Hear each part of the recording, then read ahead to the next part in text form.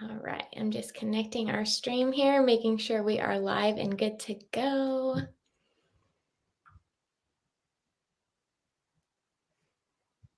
All right, let me just check us. I see us on Instagram. Hi, everyone. Thanks for tuning in. Just going to check here on Facebook and make sure we are live and everyone can see us.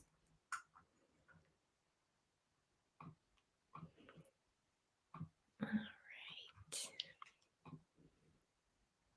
Connecting here. Sometimes it takes a couple refreshes. I just want to make sure I can see us here.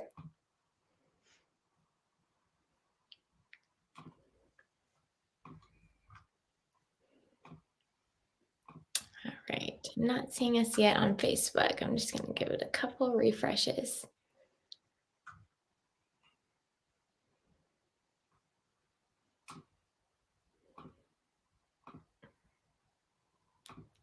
All right.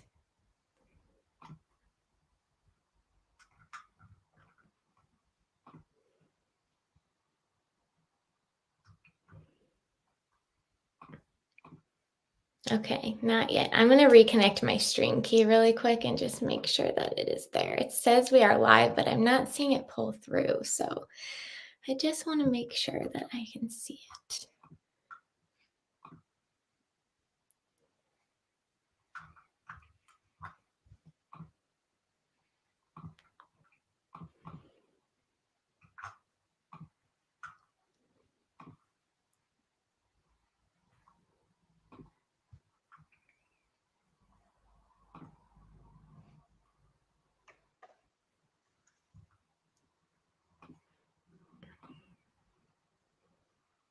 All right, it says live, and then when I go to Facebook, I'm not seeing it. So I just want to make sure I can find it and connect the stream key here.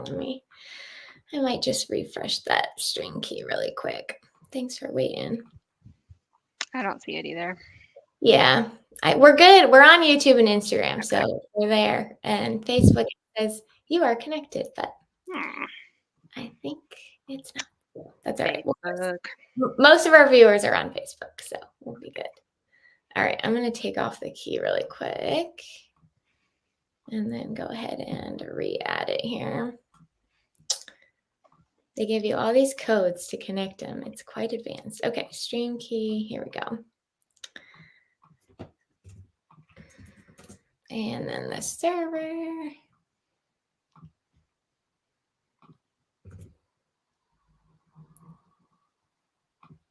All right, add server. Okay, save. All right, it says connecting.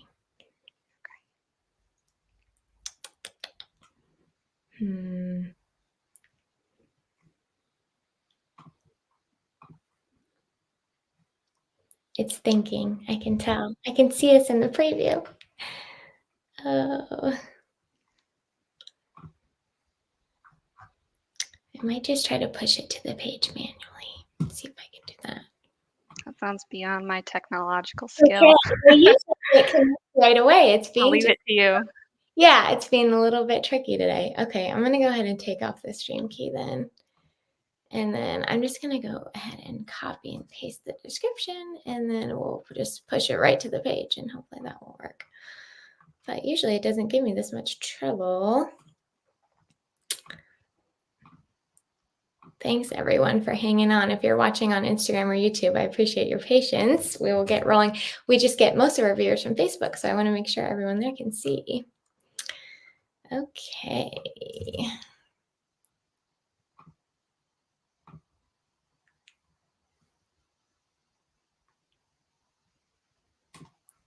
All right. Make sure it's connected here.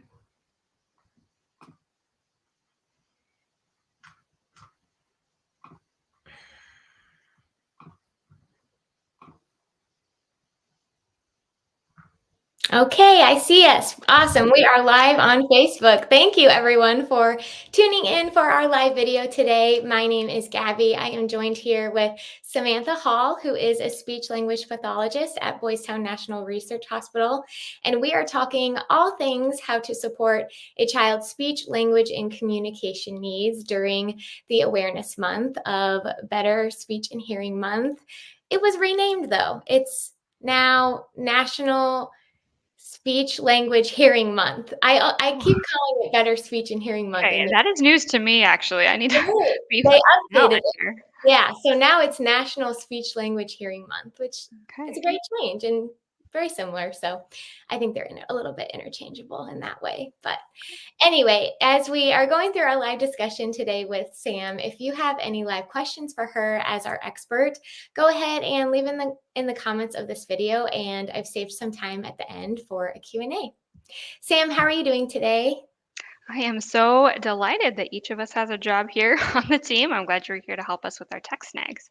Yes, of course. I know. Thank you for your patience. If you're watching on Instagram or YouTube, we had a little delay coming to Facebook, but we are live and rolling. And what's a live video with a little hiccups here and there? So totally okay. So Sam, please introduce yourself and tell us more about your role at Boys Town. Yeah, well, Gabby, thanks so much for having me on. I'm really excited to share a little bit about our team and what we do. I personally spend most of my time in the outpatient clinic where we evaluate children who have difficulties with communication, and then we do treatment and therapy to work on whatever needs they have identified. That's most of my time. I also serve on the craniofacial team at Boys Town, which is a multidisciplinary team that helps support children who have cleft palates and other types of developmental differences to their head and face. So that's me personally. I did want to drop a little bit of a plug for some of the other members of our team because our team is pretty big. We do a lot of cool stuff. So there are some of our SLPs who are heavily involved in research in different areas. There are also SLPs who do educational contracts for early intervention, preschool services. Also, people work on educational contracts for school age children, for some of the children who live on the main campus or who get school services on the main campus. And then there's another part of our team that actually is doing evaluation and treatment for children with feeding and swallowing concerns as well. So we have a pretty broad spectrum of what we do here. Mm. Yes, wonderful. Thank you for mentioning that.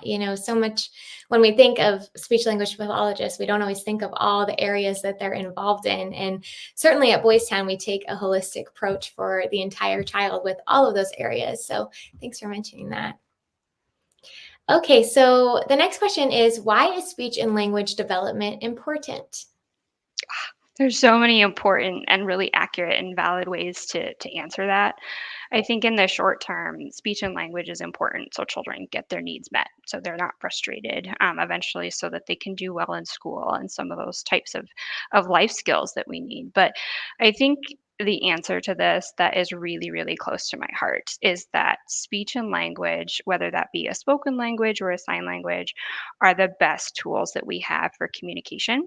And Mhm. communication really is the fabric of relationships between children and their caregivers, their families, their siblings, their friends, their teachers.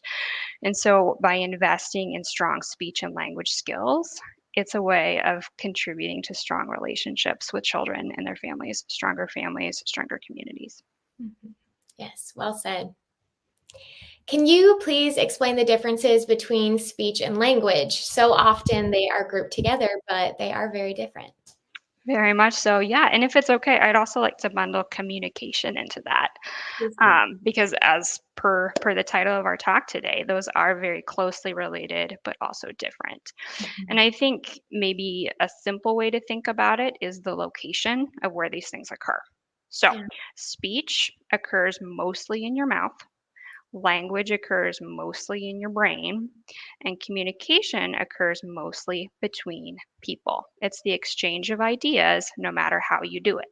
So, for Mhm. example, if I'm gesturing, turning my body, giving a facial expression, those are ways to communicate or to share what I'm thinking about that don't necessarily use speech or language. Mhm. Language refers to anything dealing with words. So that would be vocabulary, putting words together into phrases, telling stories in a way that makes sense, responding to directions, comprehending what we hear. It would also involve written modalities. So written like reading, writing, and spelling. So those would be the language category, mostly going on in your brain. Mm. Speech refers to the individual sounds that you use your body to make, um, usually to say words, but it has to do with the sounds that we produce. That's a really easy way to simplify it and kind of thinking of the different compartmentalizations of it, of where they come from. Helpful.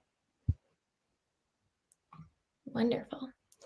The next question here we have is when many parents, when they think about speech, language, and communication, want to know what is quote unquote normal for development. Are there milestones we should pay attention to? Yes, I mean, those are really important questions for families to be asking.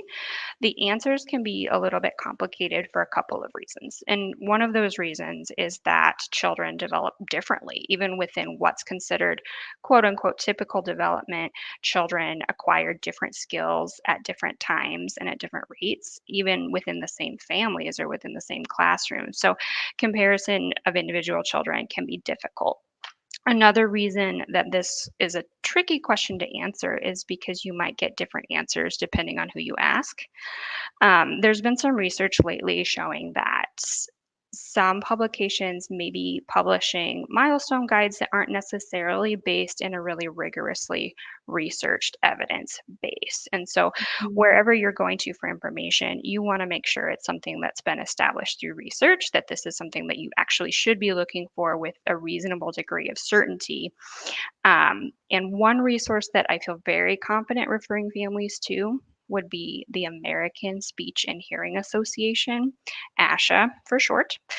They recently updated their milestone guides and they also included links to the research. So if families are interested in knowing like where did this information come from? Like is this really important? Why is it relevant to my child? Going to the research which is provided through ASHA would be a great way to do that. Another neat thing about those milestone guides is that they start all the way from birth and they go up through age 5 in pretty small increments. So I think the first one is birth all the way up to 3 months, which, Mhm. 3 months for an adult, not a whole lot going on.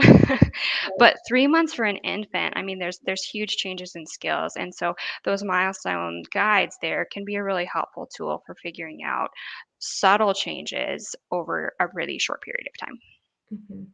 Yes, definitely. It's always good just to, check. And we do a lot of these live chats on Boys Town Pediatrics, and pediatricians are still also great, great resources to discuss if you're concerned about a milestone or maybe, you don't know what they are and want to look. They're also a wonderful resource too. Absolutely. If a child is struggling with their speech, what does that look like? Okay. The operative word there, I think, is struggle. So, when kids turn about 2, usually we would be expecting that they're starting to put words together in phrases.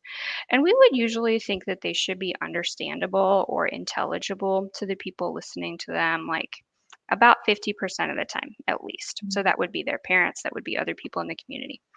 By the time children are 5, we're really expecting kids to be intelligible almost all the time to almost every listener. So, between that period of 2 and 5, obviously, we're expecting some growth that occurs over time. But back to your question, what are some signs that children are struggling? Parents are very, very skilled at identifying if there's a struggle. If you see that your child is growing frustrated, if your child is really going out of his way to get things by, climbing or reaching or really doing a lot of work to avoid talking, if you notice that there's a lot of frustration happening in the family members surrounding your child who are trying to understand and having difficulty, those are all signs that there might be more difficulty than is typical, and those would be good signs that seeking an evaluation from a speech pathologist could be helpful in determining what can we do to alleviate some of these problems. Mhm.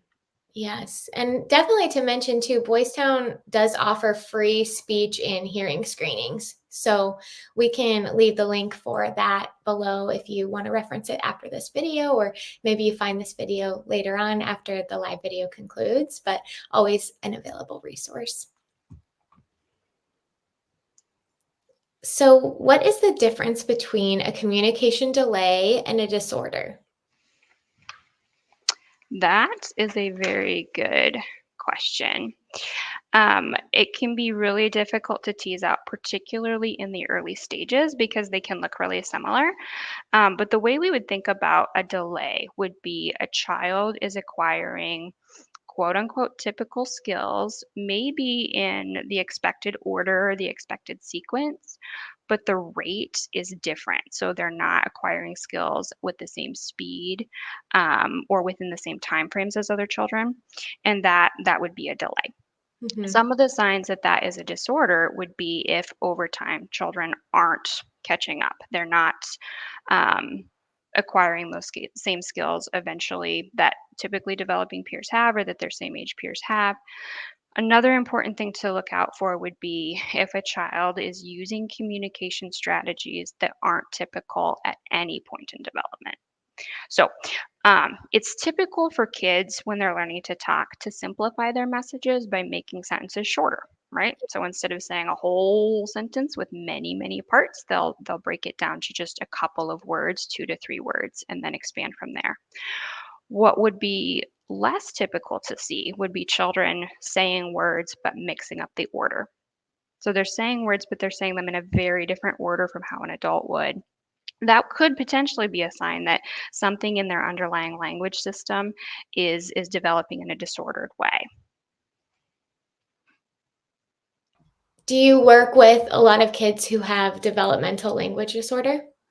Very much so. Yeah. That is one of the primary populations that we serve, Mhm. and that is, the whole package that we've kind of been describing about those milestone guides, really really helpful for determining, like, is this something we should look at more closely. Mhm. And then evaluation with the speech language pathologist. A lot of what we're doing during evaluations is trying to tease out what are the things that are causing trouble for this child immediately in his needs, in his environment, with the skills that he needs to do to be successful. And then are these indicative of something that is potentially a disorder? And then we would write a treatment plan for how to address the things that we see. Mhm. Yeah. Sam, what are some tips that you have as a speech language pathologist for parents watching to help support language development? Hmm.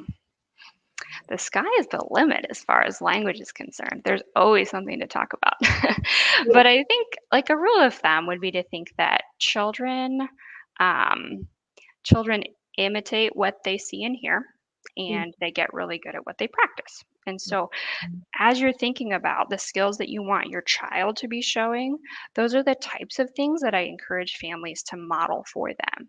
So if your child is 2 and you're expecting that he or she is going to be saying, 2 to 3 word phrases or starting to talk to you about what he sees and what she notices and remembers, make those kinds of comments just in your daily life. So narrating what's happening during play, talking about what you see through the window. The grocery store is an absolute gold mine of things to talk about. Yeah. Um, so just keeping a stream of language that gives your child the words Yeah. for what they want to say. And you could think about that same logic for children that are much much older. If you have a teenager, you might be striking up conversation about what's going on in the news and guiding your teenager through building an opinion and learning to communicate that with obviously much more complex vocabulary. So Mm. in order to encourage language skills, model them, provide opportunities for your child to practice them. Singing is always great. Another question that's related that we field pretty often relates to multi-language use within a home, Mhm. whether that be English plus an additional language or potentially several languages. And families wonder frequently if maybe if their child is having a little bit of difficulty with communicating, is it going to be a problem if there's multiple languages? Will it confuse them to hear more than one? And we strongly encourage families to talk to their children in whatever language is most comfortable to them. So we don't encourage families to try to limit it to just one. Many people across the world grow up speaking multiple languages, and there's not, the evidence that it's going to cause frustration or difficulty with learning. Mm-hmm. Really getting rich, fluent models in whatever language you are most comfortable speaking is going to help build your child's language center that he needs to develop strong communication throughout his life. Mm-hmm. And don't they say too, it's easier to learn another language when you're much younger versus, when you're a little bit older? That is not something that's squarely within my scope as a speech Yeah. pathologist, but the logic rings true. Building language skills definitely is something that we have the biggest and strongest capacity for early on. So, the birth to 3 year range is where children's brains go through the most rapid development that sets them up to have strong neural connections for language. And then there's an additional sensitive period lasting after three. My high school stick with me nearly as strongly as children that hear two languages from birth. Yes, definitely. Great insight. So basically, from newborn all the way to teens, just as Sam said, the more talking we do to our kids, the better. So I like that you mentioned that. Okay, we only have a few more questions on our list. So if you are watching live and have a question for Sam, go ahead and leave it in the comments. I just want to make sure we leave time if there's any live questions.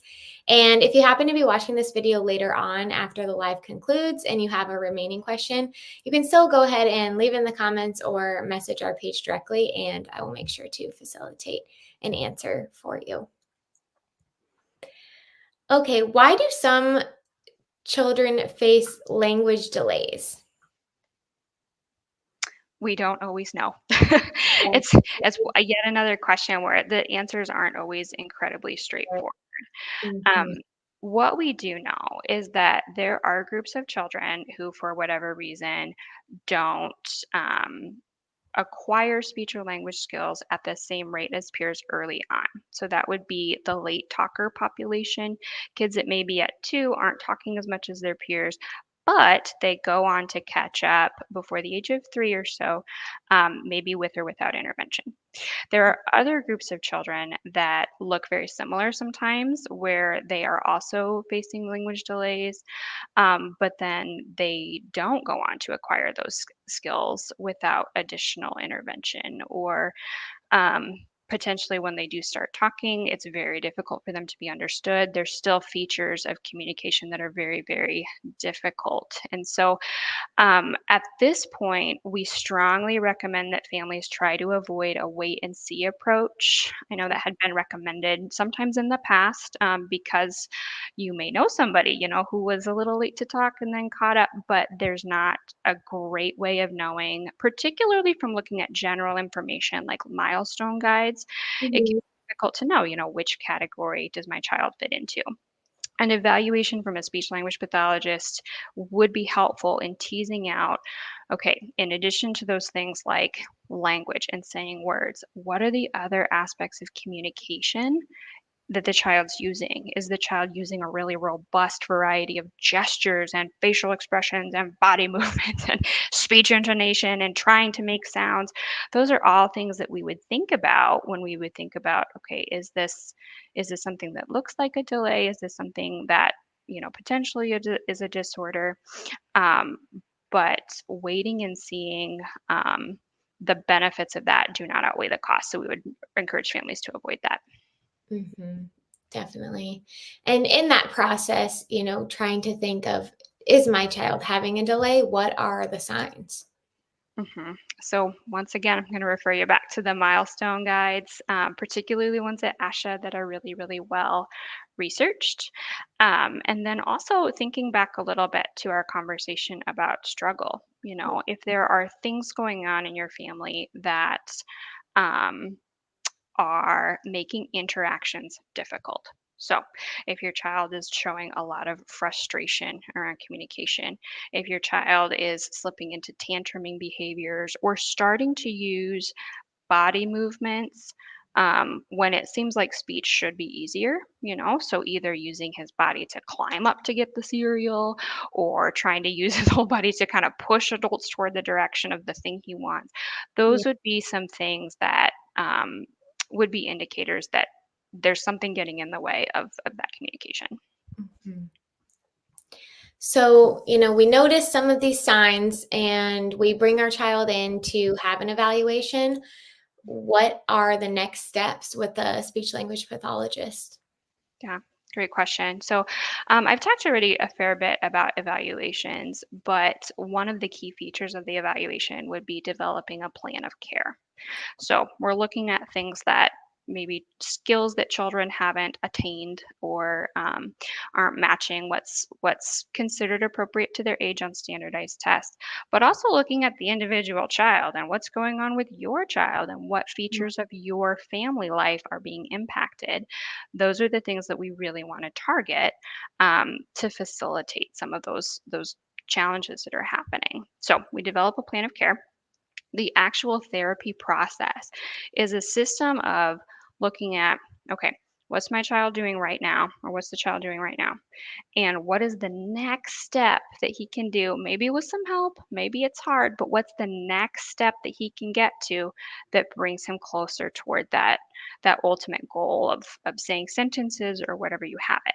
So it's a Yeah. systematic way of making small steps toward the ultimate goal through looking at the interactions between the child and his family. So, communication is something that we can't force people to do. You can't reach inside his mouth and make his tongue move. You can't reach inside his brain and make his thoughts spit out. Right. So, communication is something that we have to get at by decreasing the difficulty to the point where a kid might think, okay, that's hard, but I'm still going to try. So we Mhm. have to really think about what is the most difficulty we can expect at this point. And then the other feature of that is changing the environment to make it motivating. So for very young kids, we look at motivation to do things like play with toys. Even more importantly, we look at motivation to gain mom's attention, to Mhm. play a back and forth game with dad, to keep the song going longer, to keep more tickles coming. Um, so increasing the motivation while decreasing the difficulty and then gradually marching those skills up to be more and more and more sophisticated until they reach whatever it is that you're working on. Mhm. One a little note there too. That process that I just described includes a very integral parent role. So Yeah. we do not do work that's, like a dentist, where the dentist does most of the work and then you go home. Therapy really is a shared process of changing the way that interactions are happening. And so parents have a really, really vital role to play. We encourage families to join our sessions and participate so that they are practicing some of the strategies that the speech language pathologist is demonstrating and then using those as tools for changing in sometimes small, subtle ways, but ways that are important for encouraging just a little bit stronger communication skills at home. Mhm. Yeah, that's great to mention. Yeah, it starts maybe at the evaluation, but we are a big team, us and the family through the whole journey. So wonderful. Mhm. Yes. How does hearing tie into language, speech, and communication development? Okay. Hearing has a very, very critical role for speech and hearing. And I think that, or for speech and language, and I think that's pretty well known. But if you think about the way people learn, I think I said earlier that people learn by imitating usually what they see and hear.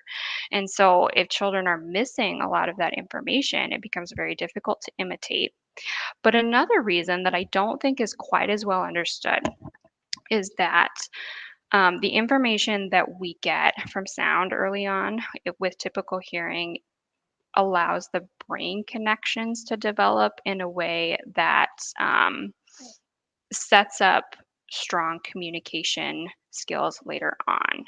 So Mhm. hearing is, in the immediate sense, it's a conduit for whatever it is that you're going to be imitating, but it's also one of those major methodologies or ways that the brain develops to develop strong communication skills. So yeah, hearing is very, very integral to speech and language for sure.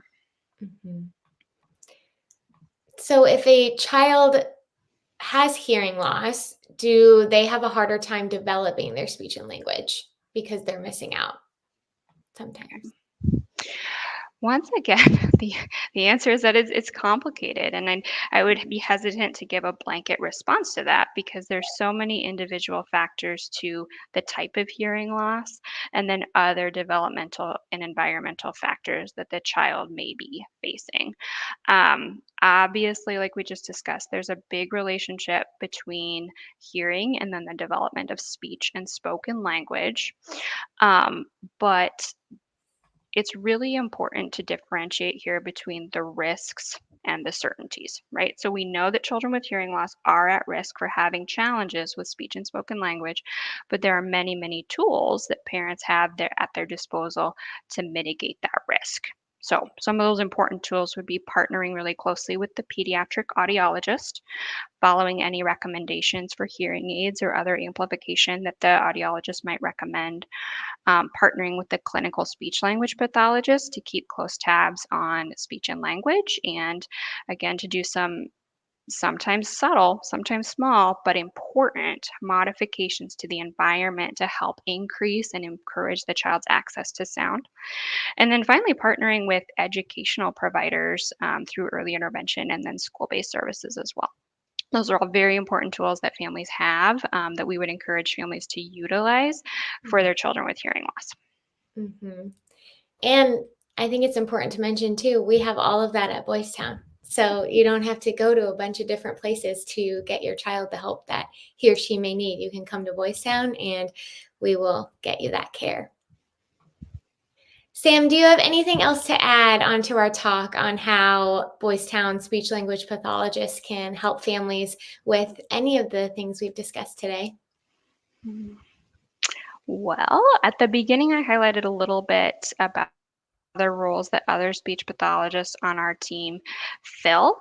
Mhm. Um, so I could talk a little bit about some of the things that might not immediately come to mind when you think about speech pathology. So, I think the most common socially recognized image of a speech pathologist is like holding up flashcards and working on an R. And Right. we definitely do plenty of that. So, one of the populations that we serve would be children with intelligibility or articulation problems, children that are having a hard time being understood, and we work on speech production. Mhm. Another big population that we serve, you alluded to earlier, would be children with language disorders, developmental language disorder, or language disorders that are associated with other types of conditions, such as autism, and others that result in challenges with learning language. So we work on building vocabulary, building oral language skills like grammar, comprehending stories, following directions, and telling narratives. We also support written language modalities, and I think that's something that's maybe a little bit newer or not something that's in the public eye quite so much. But reading and writing are written language, and so a speech language pathologist can often be very helpful for children that are having trouble with language skills, like decoding, like sounding out the words, spelling, so understanding how the sounds and how the letters go together in the context of word relationships, and then also with writing. So we work on literacy skills. And then for children who are not using speech at all to communicate, either because of a condition such as autism, potentially cerebral palsy, there's other conditions where speech is not an excellent modality for kids or not an effective way for them to communicate. We would work with families to develop an alternative or augmentative communication system. And that might look like a picture exchange system. It might look like using a special device that a child would use in place of a voice. Um, so that would be a different, maybe not as commonly thought of application of our job, but certainly something that we do. and then the feeding and swallowing. So it's not exactly speech. We weren't able to cram it into our job title, but it does use these same structures. And some of our team share their expertise with families who have those needs as well. Yes. Wow, very well-rounded skills on an incredible team to help with many different concerns that parents may have for their child as they are looking to support their speech, language, and communication needs. Thank you, Sam, for all of the insight. You are so well spoken, and I think you do a great job explaining to, the common person who might not know all the differences between speech, language, and communication and how they all play a role together. I really appreciate the invitation and just the opportunity to talk about our team. Yes, of course. Well, if you are watching and interested in getting to know any of our incredible SLPs, including Sam or the other team members she discussed, I'll make sure to link the information to request an appointment and just find more information on our website regarding that. If you are watching this video later on tonight and you have a remaining question for her, leave it in the comments, like I said, and I'll make sure to pass along the answer. And we look forward to our next chat. Thanks, Sam. Bye, everyone.